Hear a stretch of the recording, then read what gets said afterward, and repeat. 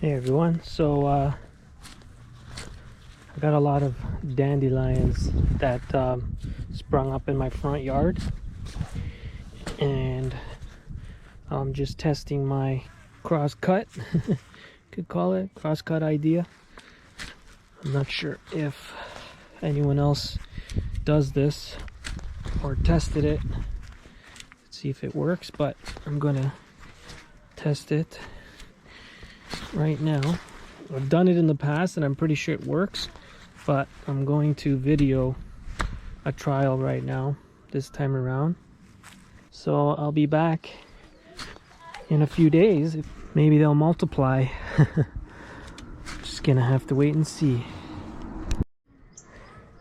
I want to just show all the yellow dandelions here first. All the yellow, you can see all the dandelions that are here right now.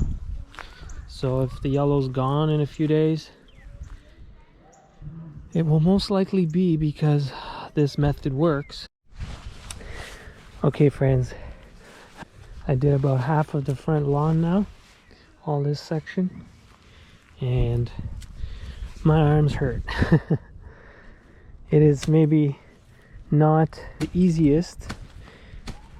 You know, the easiest is probably picking up the phone and calling some weed man, but how much are you going to pay for that? And then how toxic is whatever he's spraying? How bad is it for the environment, for the bees, for animals, kids? We got a sidewalk here, so these are things, you know, you want to consider. A lot of pedestrian traffic and dogs coming by. So it's definitely not super easy, but if you notice, I'm also not just doing a cross, I'm doing a lot of stabs, and I'm not pressing with my foot, so I'm not going, I guess, right into the ground, like really deep, but I'm doing a lot of damage. So if this doesn't kill it, then this technique sucks. What I did do is grind. This shovel is very thick and not sharp at all, so I grinded it on my driveway. You can also, wherever is more fine, maybe even the sidewalk, the curb. Check the different surfaces and how well they sharpen your shovels. I would definitely recommend that. It does help a lot. My flat square like gardening spade is super sharp and it's amazing. Hey friends, so May 9th here, and I wanted to video a quick update, and it looks like the ones that I hit, well, I haven't really looked yet. I'm looking with you, so let's see. This one is half dead. So that's interesting. This one, these two, I think I must have missed, because the ones that I hit are this was another one's half dead. Wow, these things are strong, man. Yeah, this one, it's mostly dead. There's 2 leaves. This one, I probably missed a lot of that one. This one I hit, so it's about half alive, half dead. This one, about half dead. Hopefully they're still dying.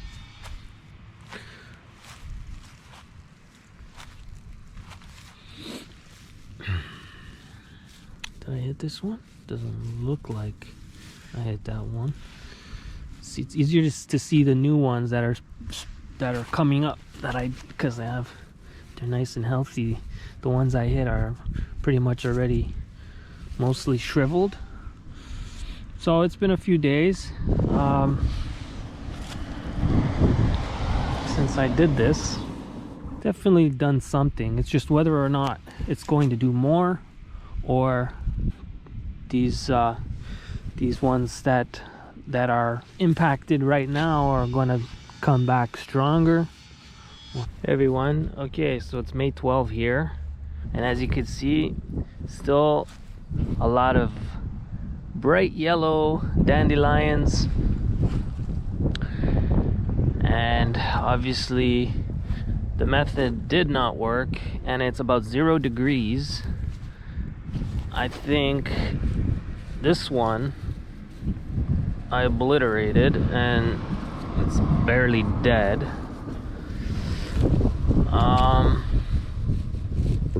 Unbelievable. Look how much I cut this one. I did more than just a cross, just an X. And I don't know if this shot up after or what, but these guys are relentless. Wow, look at that. I mangled this one, and it's like I've done nothing. I was pretty sure that this worked every time I did it, and now this time that I'm actually monitoring what the effect is within the following weeks, because usually I wouldn't really come look closely at it. I don't know if it's because I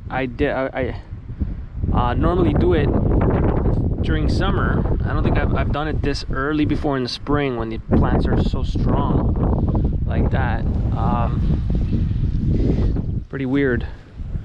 Here, maybe if you cut on an angle, to just cut everything from an angle, make sure everything is all the roots underground, under the surface, are just completely disconnected. So that would be a good way of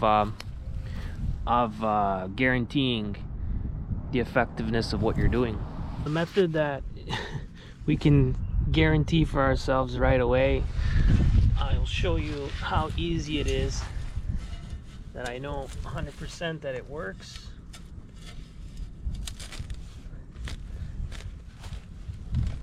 Get one corner in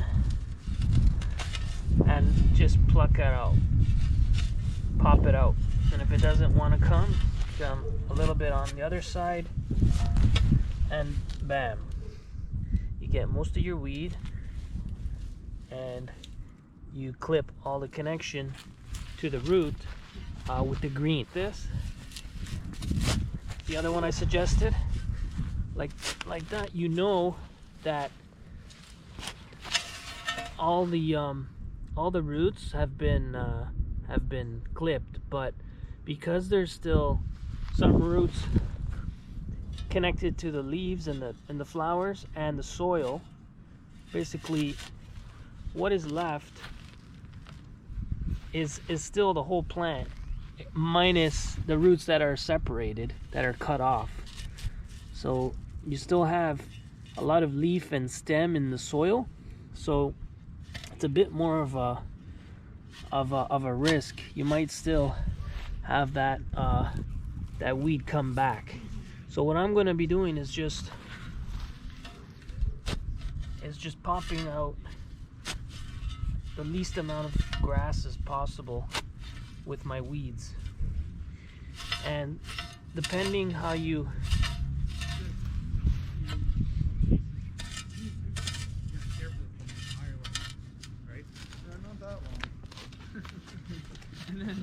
and then there's scenario number 2 is this is very common, is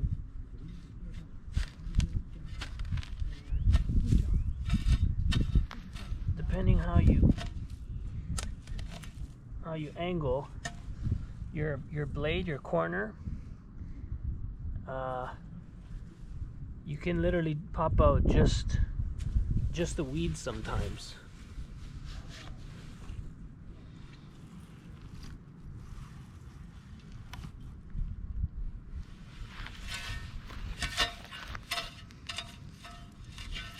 Got way too many here. So what you want to make sure, what I do with the back of my shovel is move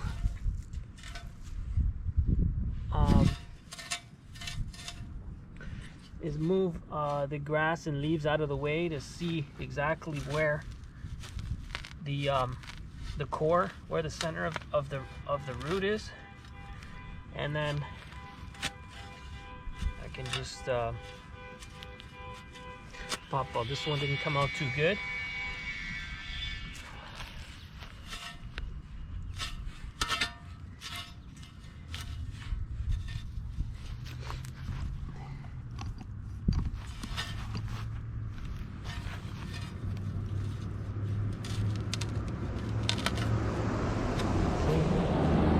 That's pretty good.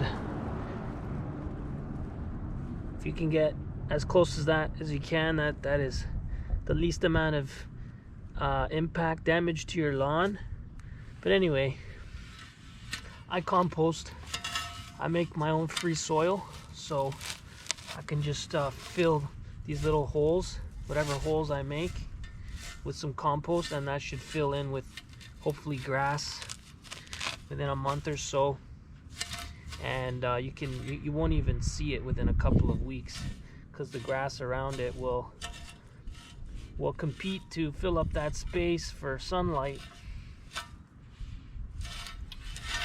So you want to do this to make sure that you see if there's any, to look for the dandelions, and then to make sure you're getting your corner into the soil at the best spot to just pop out the weed and minimize your damage to the lawn.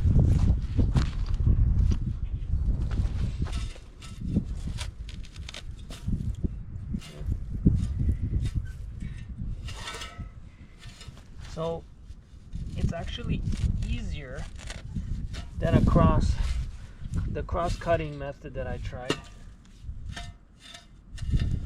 and it's more immediate.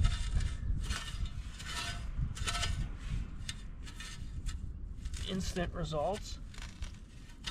I'll probably leave these pulled out weeds on my lawn for a couple days to let them dry out, and then just go around and collect them for the green bin.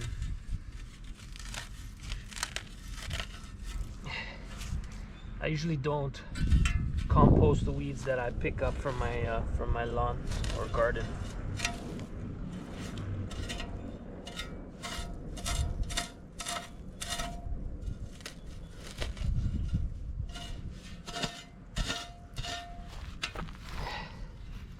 Don't want to take a chance of them popping up again.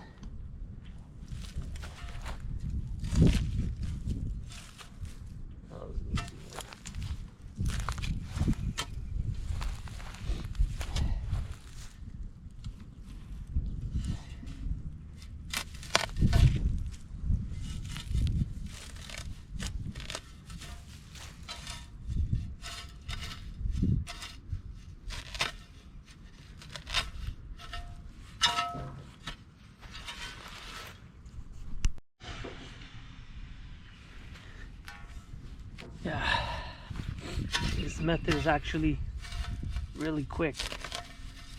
Once you start going, it's so quick that, like, even if you have to do it in another month, it doesn't take anything.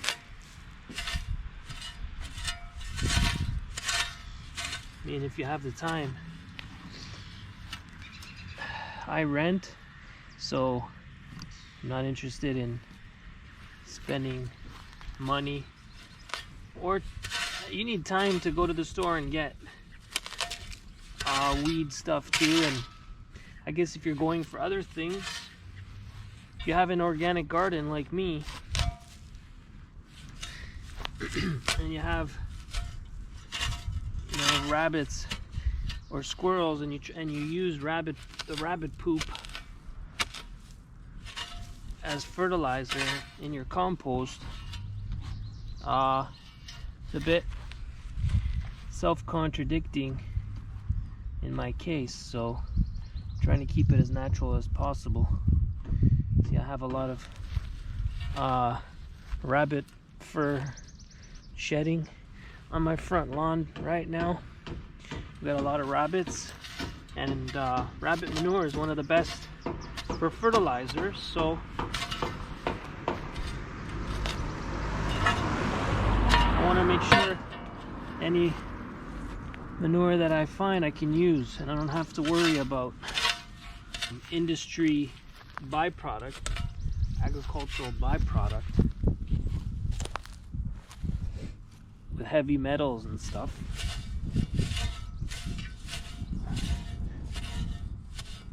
Whether a rabbit is pooping directly on my garden or peeing, or I am, you know, it's all part of the cycle after this. We get enough of our garbage flying around once a week.